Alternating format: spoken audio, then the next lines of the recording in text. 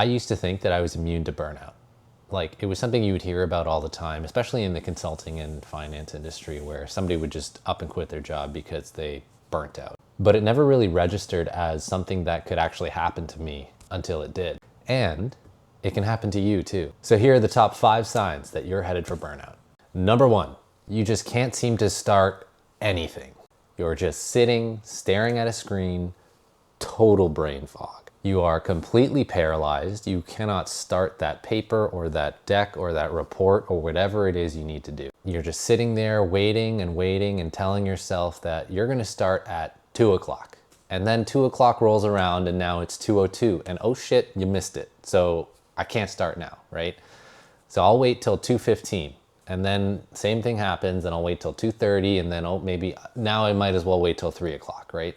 And that's just gonna happen over and over again until eventually the entire day is gone and you haven't done anything. And you're like, what the fuck? What happened? What even happened to the day? It even gets so bad to the point where you stop doing the things that you want to do, that you like doing, because even starting those becomes too difficult, too much of a hurdle to overcome. Even when you do have free time, you can't seem to muster up the energy to do the things that you actually love to do, the things that used to energize you, because the thought of starting those things is actually taking energy away from you now as well.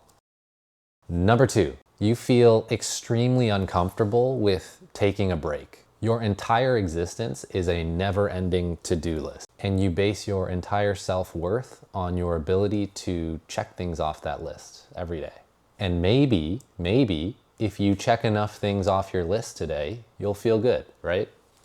But what happens is every time you check something off that list, your brain immediately jumps to the next thing, and the next thing, and the next thing. If you sit down and take a break, you start feeling very guilty, very icky almost, because now you're not checking things off that list. It goes on and on and on, and so you can't ever take a break, right? Because your list just keeps growing. Number 3, you don't feel accomplishment or joy from doing hard things. Now, this one is related to the point around your life being a never-ending to-do list. And this is where, whenever you complete something that you've been working on, something that is objectively impressive or big or was hard for you to do, you don't actually feel the positive emotions associated with completing that task. There's no pride or joy, there's no celebration in it. It's more like relief, like, oh, finally, that thing's off my plate. And this is because your nervous system is so fried, where your dopamine levels are just so low and your stress and your cortisol levels are so high that when you finish a task, you do feel the reduction in the stress, but you don't feel the uplift in your dopamine or your happiness because the stress is overpowering it. But it's supposed to be the other way around. Number 4, you are more irritable, especially around your partner or people that you love. When you're burnt out, your fuse gets really short. And so someone will make a comment, something very benign, like, oh, you left your socks on the floor and you took that personally and now you're in an argument.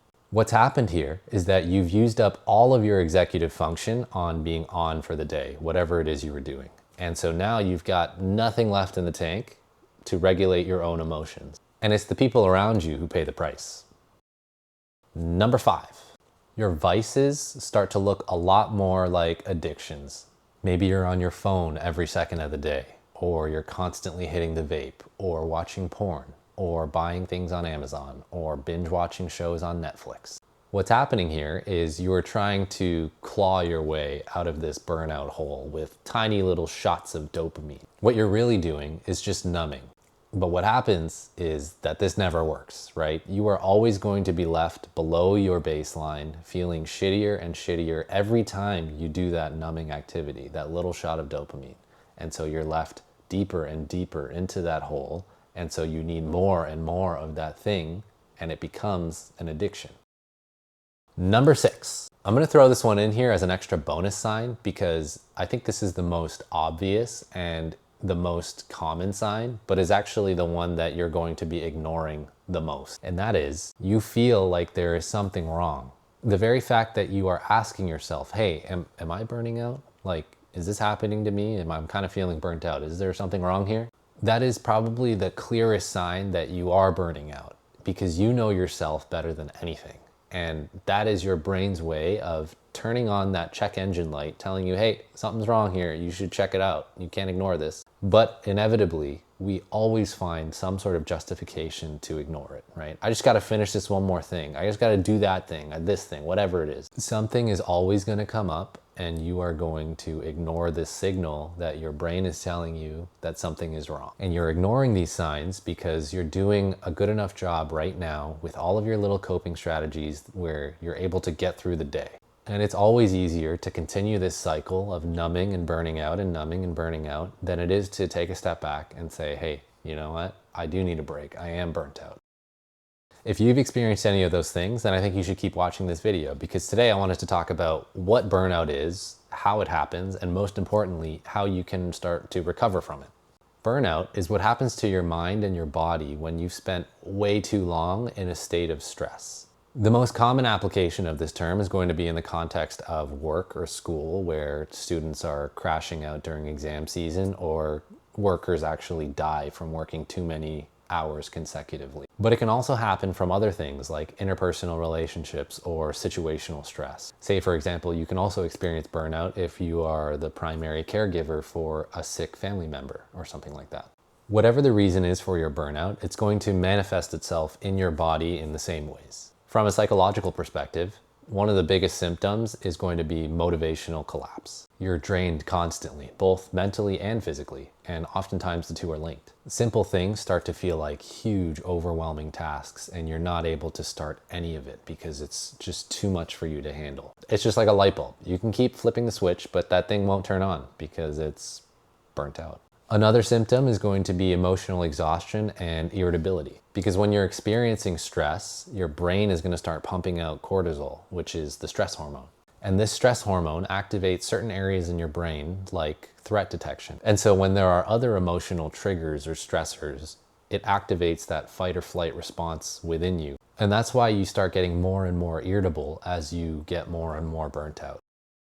You can think of yourself like a bucket. And that bucket is full of water. And that water is all of the energy that you have to get through the day. And everything that you do in your life, everything that requires brain power or executive function, will pour a little bit out from this bucket. And so every day as you go through the day, you're depleting the energy in this bucket through the things that you do. And then sometimes you're able to pour more into it, right?